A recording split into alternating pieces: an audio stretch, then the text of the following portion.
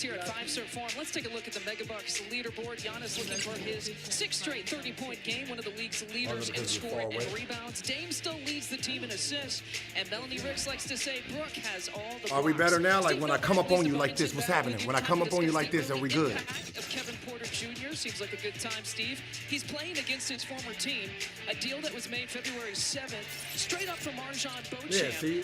But he's arguably coming off his most We got to pull up on that thing. Against Minnesota right before we got to pull up on here. It really was impactful. It was fun to watch him fitting in so well with the Bucks so far. And really, there's nothing better for a platter than getting a great opportunity. Oh, he got a Scully on. I see you with the Scully. Is that Chili? What up, Chill? In a Bucks uniform, and boy, he's doing a good job so far. Really had an impact in that last game against Minnesota, last game before All-Star break.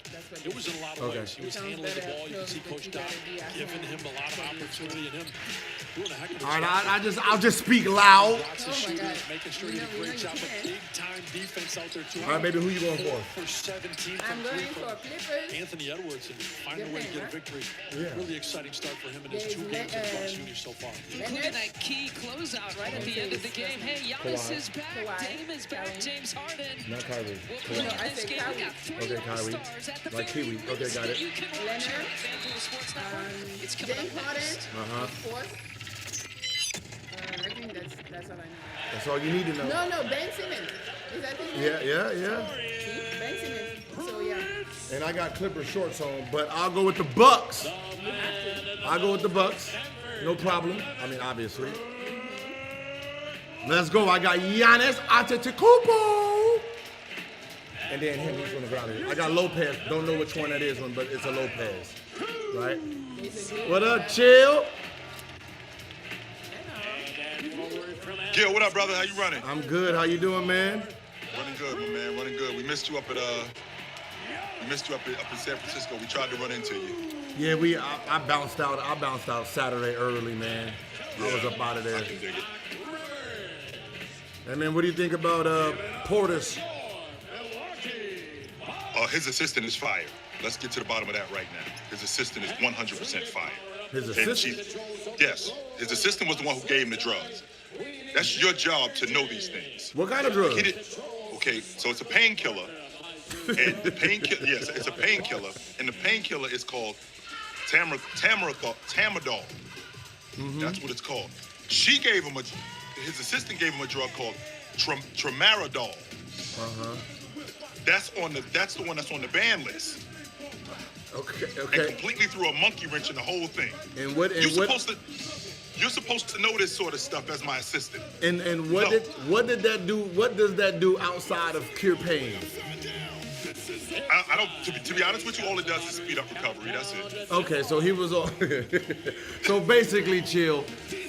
During All-Star Weekend, he was trying to use some recovery to help his ass get back, and he got busted. Now he wants to blame it on an assistant.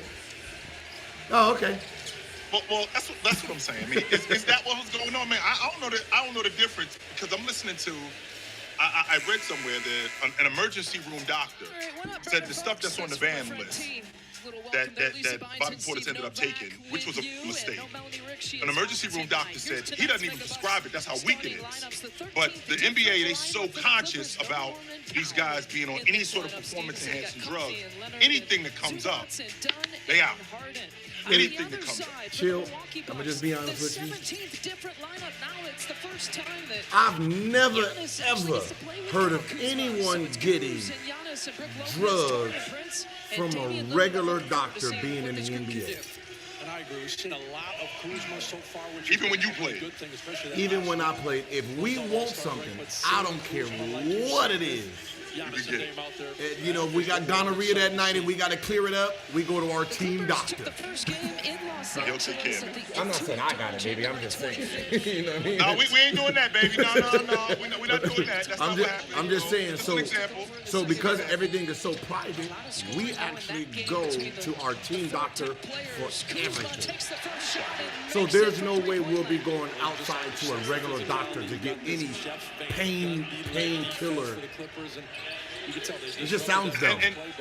And I don't think he did that. This was just coming from an emergency room doctor who said, I mean, that's not where Bobby Portis got it from. He got it from his assistant. But to your point, if you have an issue, like I got a headache, my back hurts, I'm taking some pills, I'm going right to the team doctor. I can get that.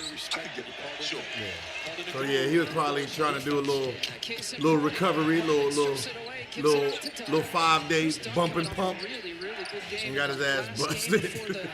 And just so you know, Gil, that ain't the first time he did it. Just so you know, he's done that before. He's missed 25 games before because of this. No, what he ended up getting busted with. I mean, I'm sure he's done it before. This ain't the first time he's done it. And I think the bigger issue that we have is the drug mix-up. That's the problem. I think it was just him taking something kind of like aspirin. But if that's the case, if this stuff is so weak, why not just take aspirin? Why not just take some Advil? Why not just take some Tylenol? Is this has anything to do with enhancing anything? If it's just enhancing recovery, then we know what he was trying to do. I mean, if I got a knee problem and, I'm just trying to get rid of the pain in my knee, wouldn't I just take some ibuprofen for that? No, we'll take, they'll give you Percocet for that. They'll give you like some type of codeine. They'll give you that. So that's why I said this is something that he was trying to basically get away with and didn't realize he was going to be the first person tested at the All-Star weekend. Like you know how hard it is to get caught in the NBA. I'm sure it's really difficult. Like if you get caught, you're a goofball. Done with the runner. Like especially considering how much, and you played in the NBA for a bunch of years, Gil, so you know about testing, what they test for, when they test, all of that good stuff. So with that being said, if I know what they tested for, I know when I'm getting tested. Like the piss man don't just pop up on me. Let's be clear about that. Mm-hmm. That's why you got a union, right? The piss man doesn't just pop up on me like, yo, Gil, I need you to piss in this cup. Whoa, wait a minute. That's what we got a union for. It's like you need some forewarning for that sort of stuff. No, facts. We would know the day of that day. Like let's say before practice starts, we'll know.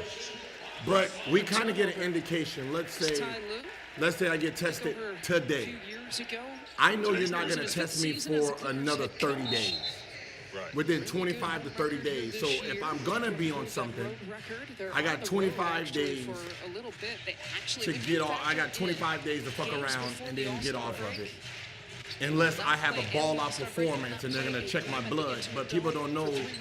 Have you noticed during all those performances, they've never found anybody guilty of anything? This is the first time I heard about this. Like, yeah, if you go out there and have like 60, 70, they're piss testing you ASAP.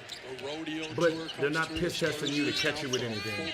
They're just trying to duplicate what your body is moving like, so they can give you pills for it. So like, essentially, when Donovan Mitchell went for 71, like, my man, come on in here. Yeah, let's go ahead and give us some of that blood. We want to see what's going on with you. Yeah. Because you could be good. Let's just make sure you ain't too good. Hold on. No, they listen.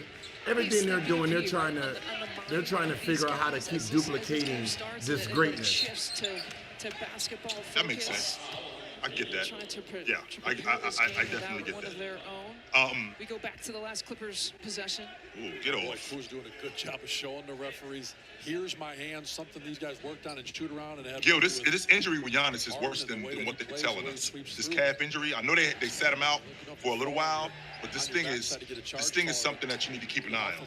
Yeah, I don't think this is something that's just going away. Yeah, it's close to that Achilles, so you do have to be careful. Good shot.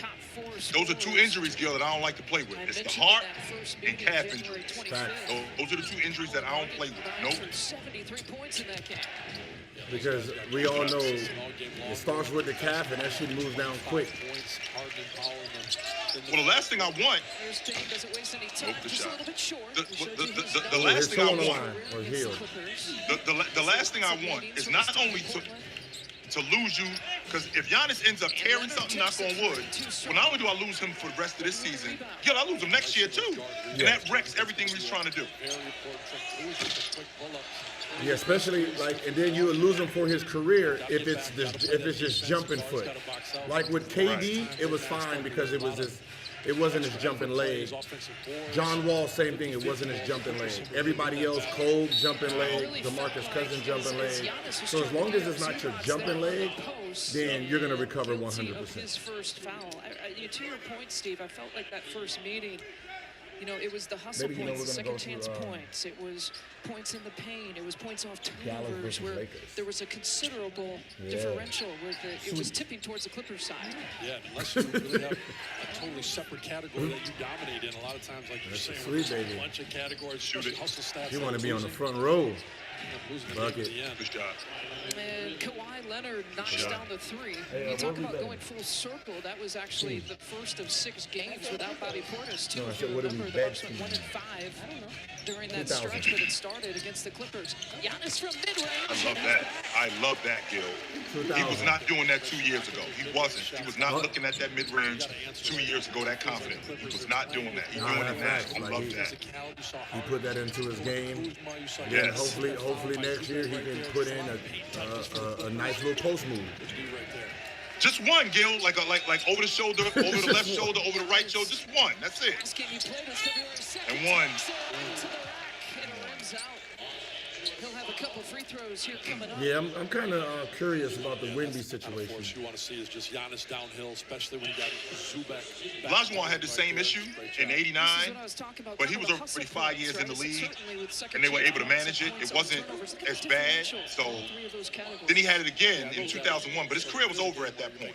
Now, from what I'm listening to, and from what I gather, him flying as much as he's flying, that might have affected him. But it's in his shoulder? Yeah, it's in his shoulder, and I think that they caught it, and I don't think it's that big of a deal. The thing I'm thinking about with this the most, Gil, is I think they got 27 games left. Mm-hmm. They already won 23 games. So with them winning the 23 games that they already won, I think they can win over these next 27 if Wemby was in the lineup. I think they can win 13, 14 of these games. Yeah. So that's 36 wins. That's a 14, 15 game improvement from last year. We're doing this. So if we're doing this, that means that the rest of the crew is developing with Wemby. You take Wemby off the crew, that also stunts the growth of the rest of the crew. Now don't get me wrong, Gil, you nice in your own right. But how much better would you have been developing with Dwight Howard? How much better would you have been developing with Tim Duncan? Yeah, this kind of, it kind of messes up the chemistry. A lot of people are going to get, they're going to get shots that they normally don't get, which is going to help their profile. And then they're going to have to battle that out in training camp next year. Take a timeout. So now it's, I don't know who was supposed to be second in defensive player of the year, but goddamn it, Evan Mobley. It's Evan Mobley. That's who I thought was winning it before the season started. I had Mobley and Wemby. Now, Gil, I know how you feel about Wemby as a defender, because as a shot blocker, he got guys running out of the lane. Mm-hmm. Like, guys don't want anything to do with him. When I think about Mobley, as a more versatile defender. He's great in switches. Mm-hmm. He might be the most switchable big in the game. He's really good on the perimeter. He's really good in closeout. I don't think he's the rim protector.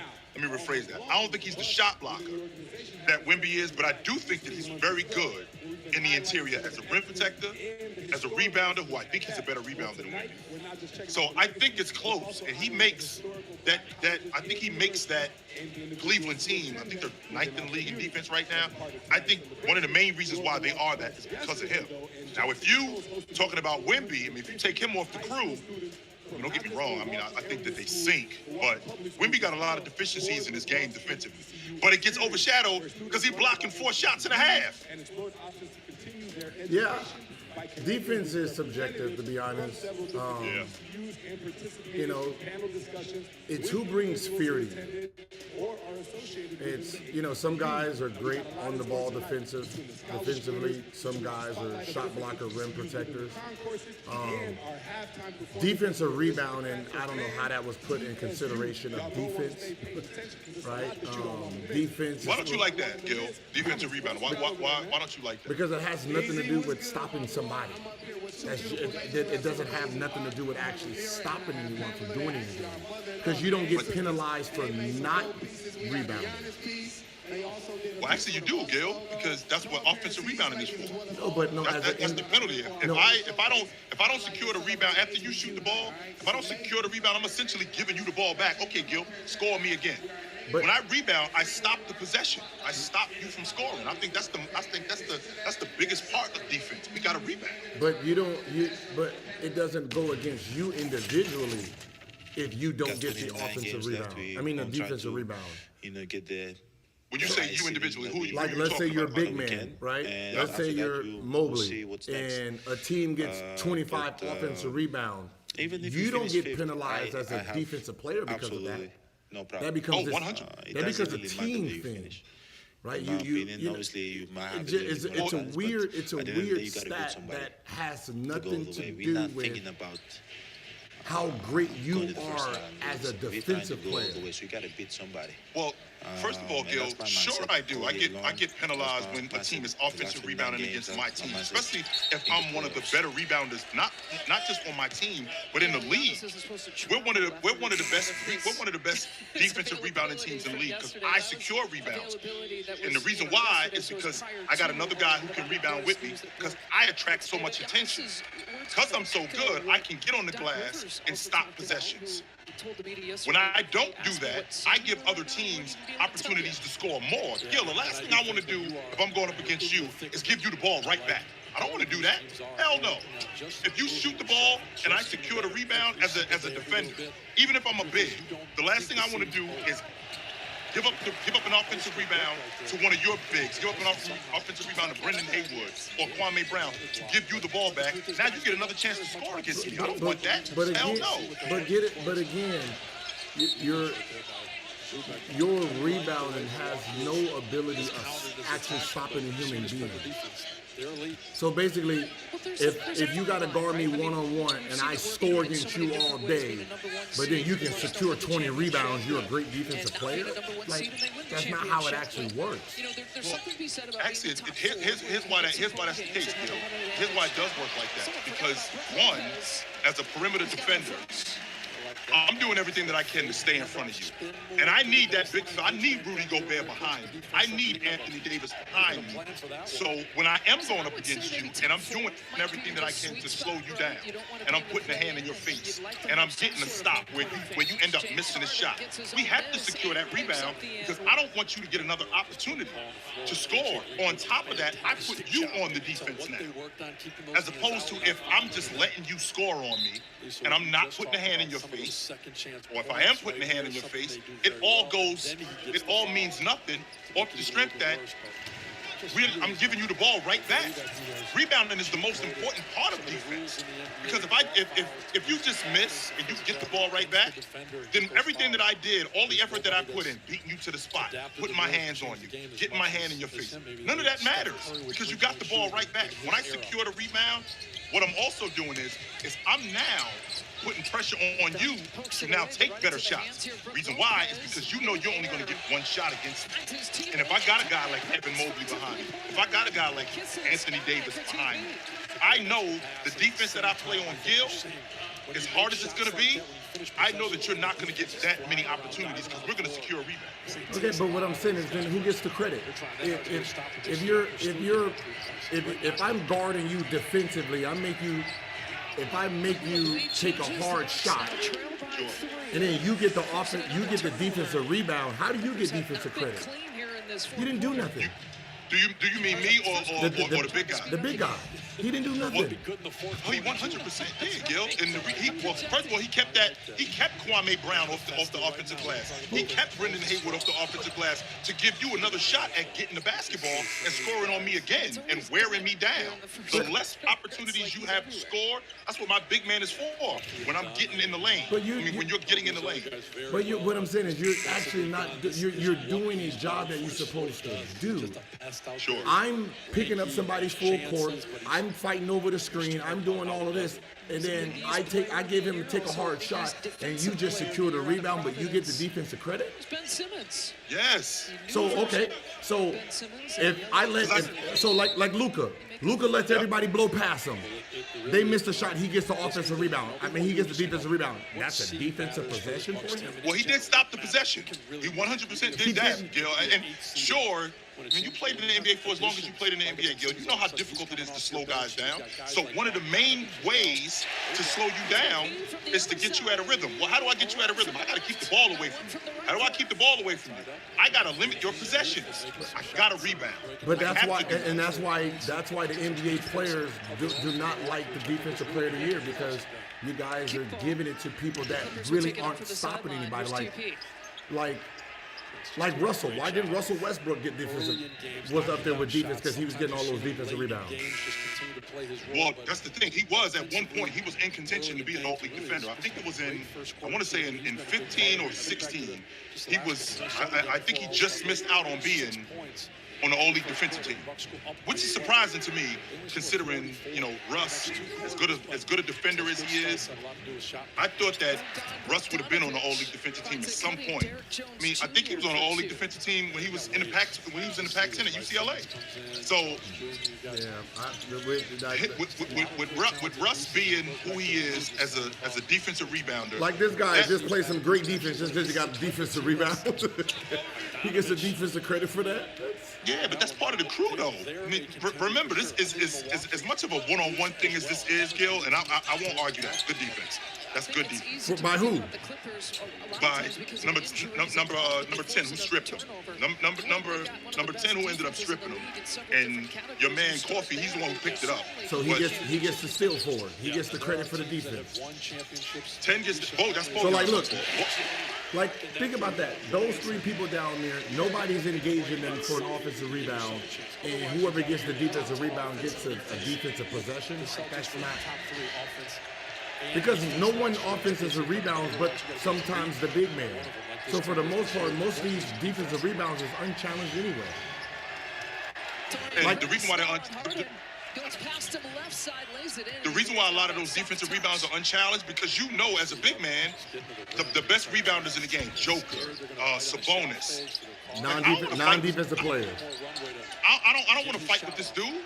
I don't want to fight with this dude all night. So I'm gonna try to get offensive rebounds when I can. But for the most part, I know I'm not as good as a rebounder as he is. I'm not gonna be able to do that, and I have to.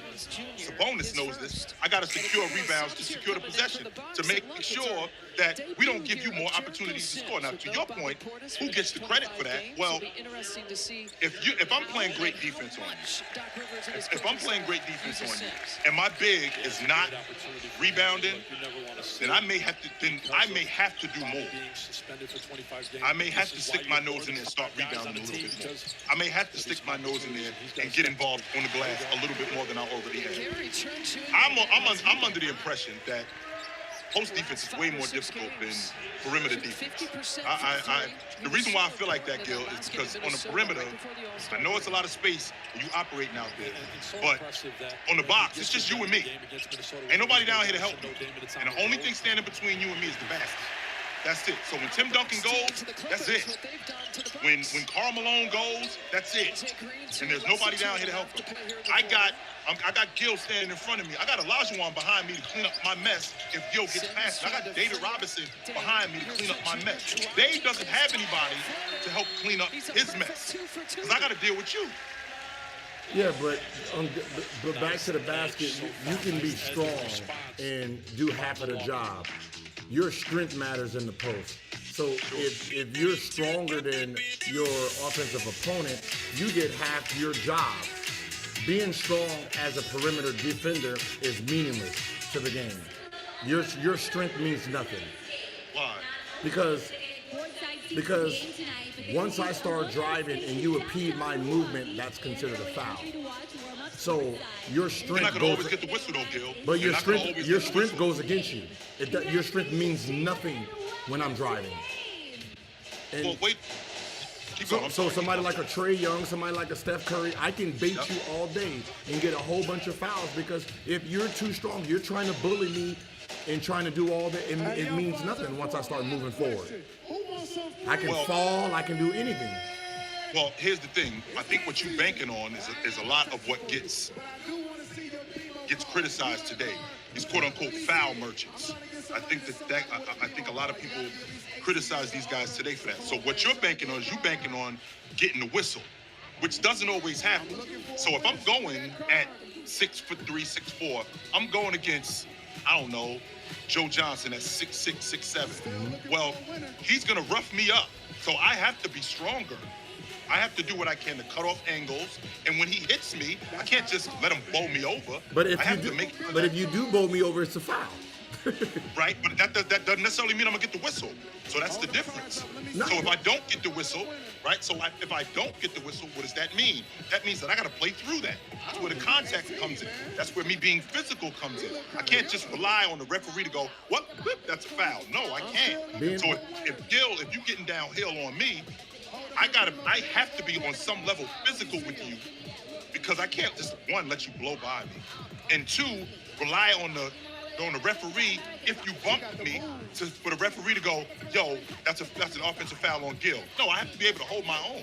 100% be in physical matters. But that's why you think they keep changing the rule, because at the end of the day, when the offensive player is going full speed and you dislodge him, it's technically a foul. So at some point, I keep driving, you're going to get fouled if you keep trying to use your strength. That becomes the problem. Well, and as a defender, I'm not just gonna be, yeah, Gil. No. I have to know when to use my strength against you. I have to know how to use my strength against you, because if I'm just gonna be out here pushing you, I'm gonna be on the bench within the first 5 minutes in the first quarter.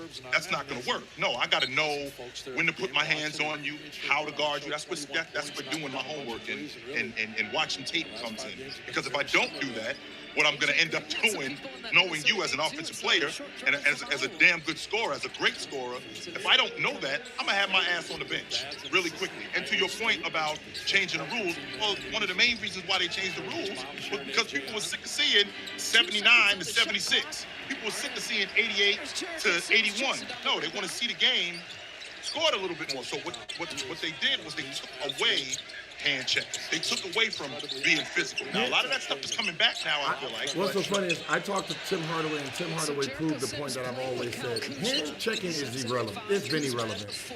Hand checking didn't matter in the 80s. Hand checking, it was only good for players who wasn't attacking, players who wasn't in scoring mode. So your Mark Jacksons, your harboring, like guys who were setting up offense who had big men. Then you can hand check them and keep them on the side. When Tim Hardaway got in there, when Isaiah Thomas was coming downhill, there was no hand checking. That was irrelevant. Because the guy who's moving towards the basket, where are you going to hand check him at? In his stomach? Right? The hand check is on the side of his hip, so he has to be sideways on you. So Tim Hardaway, if you look at Tim Hardaway, they wasn't hand checking him because he was coming at you. Same thing with Isaiah Thomas. He was coming at you. Jordan couldn't get hand checked unless he turned to the side. So what ended up happening is, once the guy started dribbling, all these guys did was just push them into the big man. That's the reason they took it off. They didn't take it off because it was stopping people from moving. The hand check was in when I first came into the league. They didn't take it off until 2001.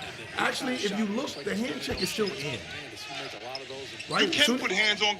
As soon as you go below the free throw line, the hand check is still irrelevant. It's just above the free throw line. Now, to your point, I still have to, on some level, be able to put hands on you. So when you coming downhill on me, and you end up lowering your shoulder, okay, I am, while I'm sliding, I do have my hand on you, and that does help me, as opposed to me just sliding with you and I got my arms out. Because if I'm not able to put hands on you, and I'm not able to be physical with you, you're gonna destroy me. Now, that went in. You gotta count that. Good shot. He's gonna find a place at home. I thought Kyle Kuzma was a good pickup for them. I did. I thought Kyle Kuzma was a really good pickup for them. But to your point, Gil, if you're coming downhill, you're on the right side of the floor, you give me an in and out, and you're coming downhill, and I'm on your hip. While I'm on your hip, there's my hand. Yes. I am on you. And I do have my hand on you. Yes, sir. I do have my hand on you.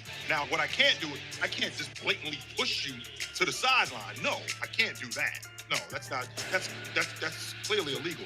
But if you coming down the gut, if you're on the right side, I do have my hand on your hip, so I have to be able to have some sort of balance and be able to put hands on you. Otherwise, you're just gonna get whatever you want, whenever you want against me. Now think about what you're saying. Just visualize that.